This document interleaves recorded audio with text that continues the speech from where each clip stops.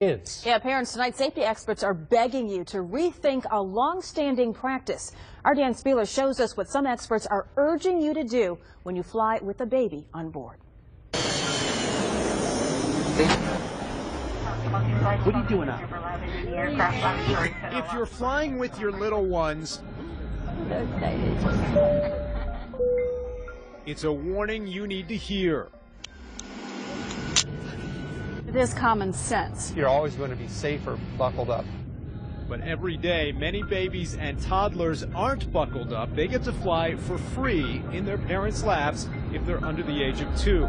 It's the way it's always been, but some people say it just isn't safe. They will tell you this is not a good practice, but they will not enforce it. I don't know if it should be required, but it should be maybe encouraged. Hopefully, we're prepared for anything that happens. Being prepared and keeping her protected.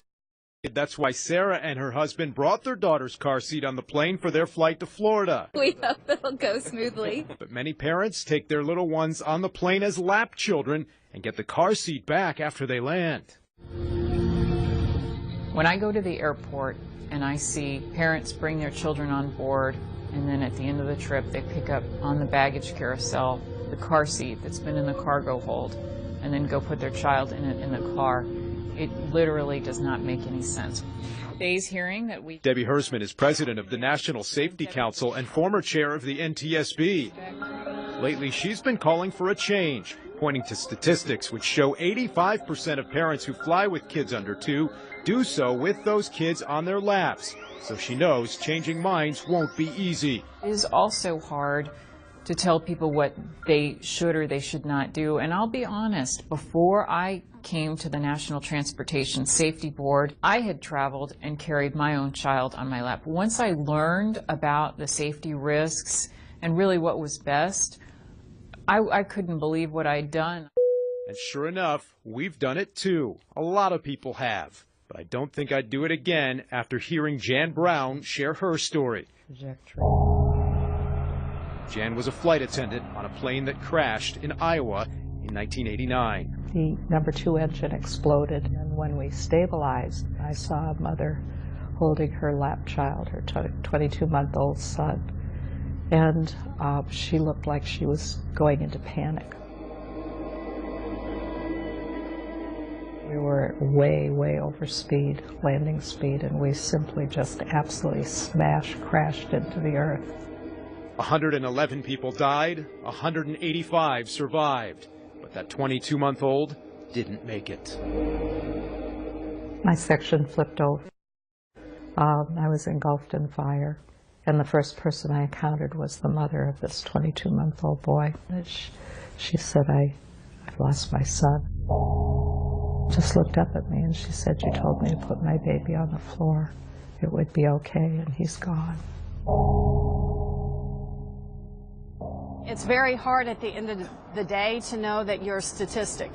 Jennifer Stansbury Miller of Fishers has also been pushing for a change in policy. She's been a safety advocate since the death of her brother in a plane crash 20 years ago. You're being strapped in a metal tube going 500 miles an hour. Everything else on that plane is strapped down except your kid. How is that right? Anytime you get mobile with a child, you have forces of trauma that come into play. Purdue professor Tim Ropp used to work in the aviation industry. Biggest thing is to make sure that you minimize the amount of play. He says the big concern is turbulence. Just look at some of the videos these passengers shot and posted on YouTube.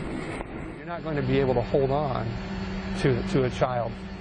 Even if you dribble off the end of the runway, there's enough kinetic forces involved where you're not going to be able to hold on to them. There was a United flight this year. In that, a lap child, they hit turbulence, was thrown across the cabin. And that's just simply not safe. That 1-year-old deserves protection just as much as the 3-year-old. 10 minutes to go to our scheduled departure time. The airlines and the FAA allow it, so it's normal conclusion that if it's allowed, it must be safe. I've had people tell me that when I say your child should be in a car seat. scheduled departure time. All our preparations are nearly complete. And there are special products you can buy, but many car seats are also FAA approved for flying. If they are, it'll say right there. It says this restraint is certified for use in motor vehicles and aircraft.